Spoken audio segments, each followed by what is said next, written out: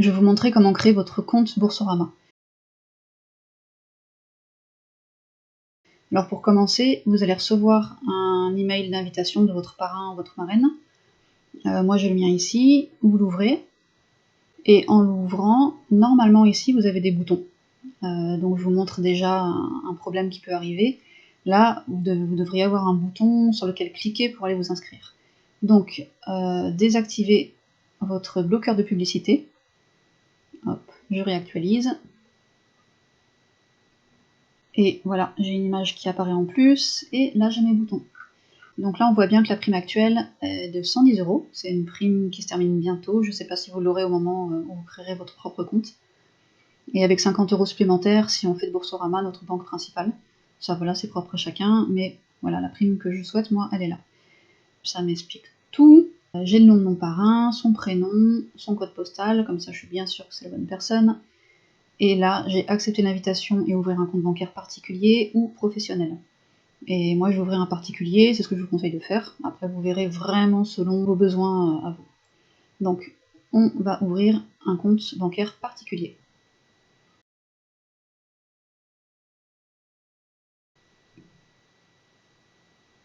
On arrive donc sur cette page, on voit à gauche l'offre, les explications, là on a pas mal d'explications, vous pouvez les lire, et à droite on a les informations à rentrer, donc je souhaite ouvrir un compte individuel.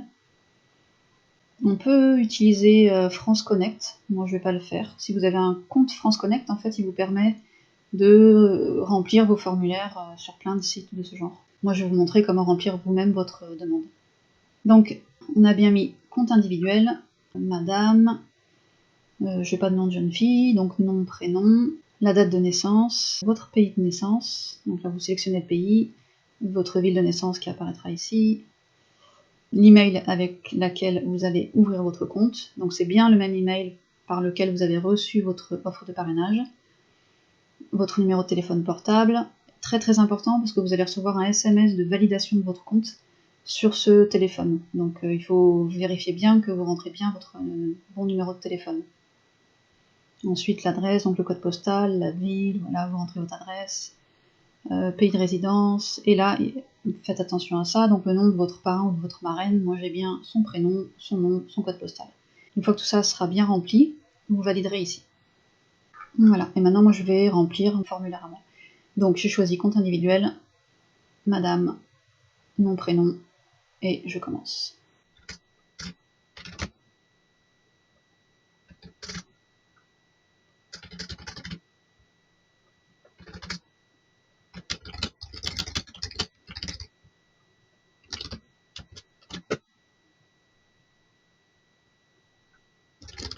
Donc là, moi, il vient de m'indiquer que j'avais pas rempli mon nom de jeune fille, c'est obligatoire. Non, nom de jeune fille, ça sera le même, sauf si vous êtes marié. Bon, vous connaissez a priori.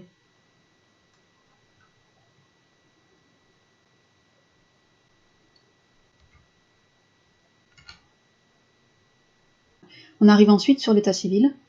Donc nationalité, situation familiale. Vous voyez tout ce qu'il y a, normalement vous trouvez votre case. Suivant. Votre situation fiscale.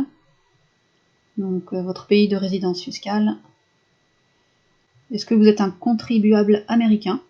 Donc oui ou non. On arrive sur revenus et patrimoine. Donc vous aurez vu sur la fiche formation que vous avez 3 possibilités. Soit vous gagnez moins de 1000 €, soit vous gagnez entre 1000 et 1800, ou soit au-dessus de 1800. Et en fait, de ces revenus dépendra la carte bancaire que vous pourrez prendre ensuite. Donc moi, je gagne moins de 15 000, je suis à moins de 1000 net par mois. Donc vous voyez dans quelle tranche vous vous situez, vous prenez votre tranche à vous, moi, moins de 15 000. Catégorie socio-professionnelle. La valeur estimée de votre patrimoine individuel. Pareil, ça normalement, si vous avez un patrimoine, vous saurez quoi remplir. Moi, je n'en ai pas. Donc je suis à moins de 100 000. Pensez-vous à domicilier vos revenus chez Boursorama Banque? Il vous demande en fait si vous voulez en faire ensuite votre banque principale. Vous aurez une prime de 50 € supplémentaire si vous en faites votre banque principale, mais c'est pas du tout obligatoire. Donc moi non, clairement je reste sur ma banque classique. Et envisagez-vous de placer une partie de votre épargne chez Boursorama Banque? Non. Pour moi non. Vous voyez pour vous. On valide.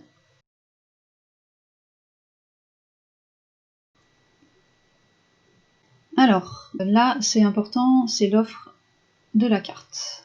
Moi, on me propose la carte Visa Ultime, et c'est celle que je vais prendre. Elle coûte 15 € par mois, sauf si on fait un achat avec dans le mois. Vous faites une course avec dans le mois, et c'est bon, elle sera gratuite. Après, vous pourrez prendre la carte Welcome si vous préférez. Elle est à 5 € par mois si jamais vous faites pas d'achat dans le mois. Par contre, il y a des primes qui ne sont pas octroyées à cette carte-là en fait. Là par exemple, la prime de 110 € actuellement, j'ai le droit seulement si je prends la carte Ultime et je l'aurai pas si je prends la carte Welcome. La carte Welcome, elle donne droit uniquement à la prime de base chez Boursorama qui est là tout le temps de 80 €. Mais dès qu'il y a une prime supplémentaire, je vous la déconseille. Donc dans tous les cas, dans le doute, on a tendance à conseiller vraiment cette carte-là. Prenez la carte Ultime si vous êtes à moins de 1000 €. Si vous êtes à plus de 1000 € par mois, vous aurez la carte Visa classique. Alors je sais plus si elle sera proposée directement ici. Si c'est le cas, c'est bon. Pour vérifier que c'est bien coché, c'est hyper important. Parce que sans carte, vous ne pourrez pas recevoir de prime ni parrainer. Et si jamais c'est pas la carte Visa classique qui vous est proposée ici, quand vous êtes à plus de 1000 €, vous l'aurez là. On vous la proposera ici. Vous préférez la carte Visa, là on me propose moi la Welcome, mais vous on vous proposera la classique. Donc vous aurez juste à cliquer ici pour avoir la classique. Donc moi je prends, à moins de 1000 €, je prends la carte Visa Ultime. Surtout ne cochez pas ça, il vous faut une carte. Le livret, c'est gratuit et c'est pas obligatoire. Moi je vais le décocher. Vous voyez si ça vous intéresse ou non. Là vous avez des conditions, si vous voulez vraiment vérifier à quoi ça vous engage et est-ce que ça vous apporte. Donc ensuite on vous propose des assurances, 2,50 € par mois pour 2 assurances.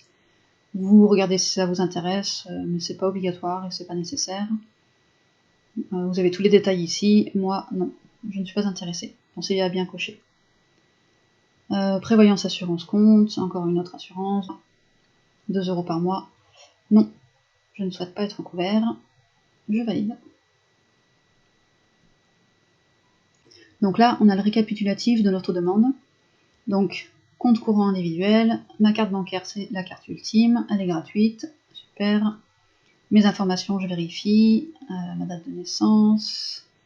Alors, le numéro de téléphone, je vous ai dit très important, vérifiez bien que c'est le bon. Ok.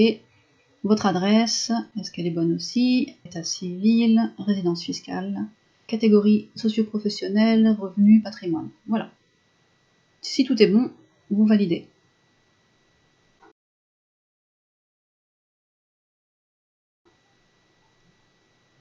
Maintenant, on arrive à la signature du contrat. Donc on nous explique comment signer notre contrat électroniquement. On nous envoie un code par SMS, on relit le contrat, et on saisit le code confidentiel par SMS à la fin pour signer le contrat. Il y a toutes les conditions ici, si vous voulez les lire. Et sinon, du coup, le SMS va vous être envoyé au numéro, donc votre numéro. Si jamais c'est pas bon, vérifiez une dernière fois, vous pouvez le modifier. Et donc maintenant, vous cliquez sur « Je reçois mon SMS » et je passe à l'étape suivante.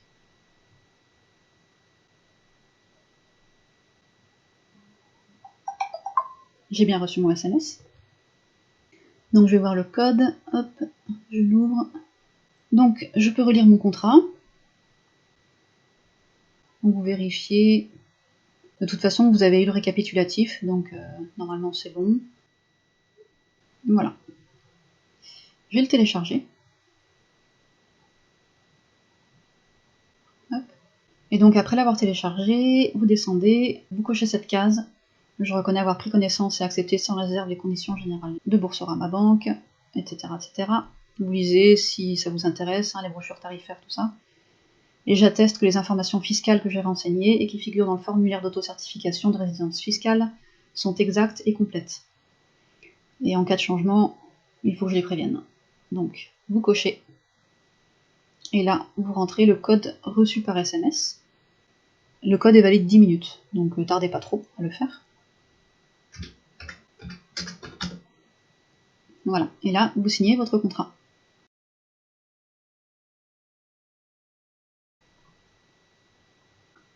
Donc ils ont bien reçu ma demande d'ouverture de compte, et pour finaliser cette demande, il va falloir transmettre les justificatifs. Il y a la liste des pièces justificatives, soit on les a au format électronique et on peut directement les télécharger, soit on les prend en photo depuis le smartphone ou la tablette, si on les a seulement au format papier.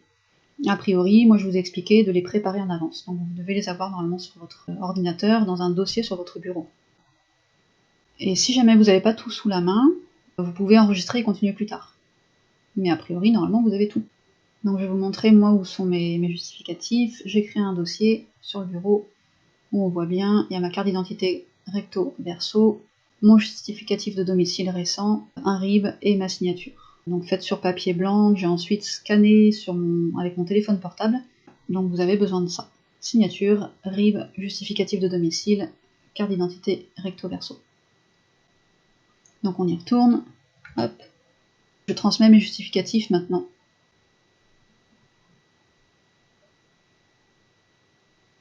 Premier justificatif d'identité, votre carte recto. Le second, ça sera la carte verso, la carte d'identité verso. Justificatif de domicile, le RIB et la signature. Donc premier justificatif, je vais chercher ma carte d'identité recto. Ajoutez votre document. Sinon, vous pouvez le prendre en photo en direct si vous faites ça de votre téléphone, mais je vous déconseille, c'est quand même beaucoup plus simple sur ordinateur. Donc là, ajoutez votre document, ça va le chercher. Justificatif, ma carte d'identité recto, je l'ouvre.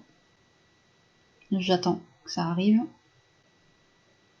Maintenant, la carte d'identité verso, même chose, ajoutez votre document, carte verso, je l'ouvre et j'attends que ça arrive. Donc c'est bon, ils ont récupéré ma carte recto et verso. Donc maintenant on ferme, ça c'est bon. Et apparemment ils nous demandent un second justificatif d'identité. Moi je vais chercher mon passeport, on va leur donner, donc il y a passeport, permis de conduire ou carte vitale. Le passeport pour moi, là on nous demande les 2 pages principales du passeport, celle avec les informations, celle avec la signature. Et facultatif avec le visa, mais voilà, on n'a pas besoin nous. Ajoutez votre document, je récupère mon passeport, hop, pareil, j'attends que ça arrive. Voilà, et je ferme. On a les 2 justificatifs d'identité. Maintenant, justificatif de domicile. Si vous êtes chez quelqu'un d'autre, vous pouvez envoyer la facture de la personne qui vous héberge, et je suppose qu'on vous demandera aussi une attestation d'hébergement. Donc moi c'est ma facture, avec mon nom et mon prénom. Ajoutez votre document, justificatif de domicile, donc moi c'est un PDF, est-ce que ça passe les PDF? Ouais. J'ouvre. Donc voilà, on ferme. Le RIB, relevé d'identité bancaire à mes noms et prénoms, très important. C'est bien le RIB du compte via lequel vous allez faire votre virement sur Boursorama, très important. Moi mon RIB est là, j'ouvre, j'attends que ça charge, je ferme. Il reste la signature manuscrite sur papier blanc. Hop, j'ajoute le document, elle est là, je l'ouvre, et une fois qu'elle est chargée, je ferme ici. A priori, j'ai tout. 2 justificatifs d'identité, un justificatif de domicile, mon RIB, ma signature. Je transmets mon dossier. Bon bah ça vous arrivera peut-être, donc c'est bien de le voir. Là ils me disent, il semblerait que les pièces transmises ne soient plus valides ou ne fassent pas partie de la liste des pièces acceptées par Boursorama Banque. Dans le cas contraire, veuillez vous assurer de la netteté et qualité des documents. Bon, je suppose qu'il s'agit de mon passeport. Oui, voilà. Bah, il me l'indique ici. C'est super bien fait. Document illisible ou expiré, parce que mon passeport n'est plus à jour, malheureusement. Donc, je vais aller faire un scan de ma carte vitale, puisqu'elle est acceptée. J'ai donc scanné ma carte vitale avec mon téléphone. Je l'ai téléchargée sur mon ordinateur. Donc, je vais aller voir si c'est bon. Bah, mon passeport n'est pas bon pour eux. Hop, poubelle. On change de type de document. Bon, on sort. On recommence. Changer de type de document. Je vais leur envoyer ma carte vitale. Donc recto, c'est bien la face avant de votre carte vitale avec votre numéro de sécurité sociale. Donc je récupère ma carte vitale, je l'ouvre, j'attends qu'elle charge. Une fois que c'est bon, je ferme. Bon, bah là, espérons que ce soit OK. Je transmets mon dossier. C'est bon, c'est validé. La demande d'ouverture du compte est terminée. Si c'est validé de leur côté, on est éligible à la prime de bienvenue de 110 €. Il restera une seule étape très importante. Dans les 5 jours ouvrés, si c'est bon, vous allez recevoir votre RIB. il faudra faire un premier versement sur votre compte Boursorama Banque à partir de votre banque principale, le RIB que vous avez fourni. Donc là, on vous demande minimum 500 € à virer. Selon le compte ouvert, ça va être 500, 300 ou 100. Mais dans tous les cas, vous ne versez que 10 € et ça marche. Et vous recevrez votre identifiant de connexion par courrier à votre adresse postale dès l'activation du compte. Vous pourrez alors vous connecter à votre compte et créer un mot de passe. Et si vous avez commandé une carte bancaire, bon bah nous c'est forcément le cas, vous la recevrez dans les 5 jours ouvrés, suivant l'activation du compte. Et vous trouverez votre code confidentiel dans votre espace client. Donc voilà, tout est bon. Et en attendant, vous aurez reçu 4 mails de Boursorama. Un premier mail qui vous dit que votre demande de parrainage a bien été acceptée, avec le nom de votre parrain. Un deuxième mail qui vous donne votre identifiant et un mot de passe provisoire si jamais vous n'avez pas terminé de remplir votre dossier ou si jamais par la suite on vous demande des pièces supplémentaires. Donc vous pourrez vous reconnecter grâce à cet identifiant et ce mot de passe. C'est vraiment provisoire le temps de terminer votre demande d'inscription. Un troisième mail qui vous indique que votre demande d'ouverture a bien été prise en compte. Ça c'est votre numéro de transaction.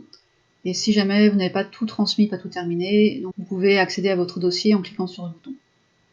Et sinon, si vous avez vraiment un problème, vous pouvez contacter un conseiller qui vous rappellera immédiatement. Vous avez un numéro vert ici. Et donc le dernier mail qui confirme votre demande d'ouverture de compte en récapitulant un peu tout ce qui vous avait été dit. Et voilà, il n'y a plus qu'à attendre la suite.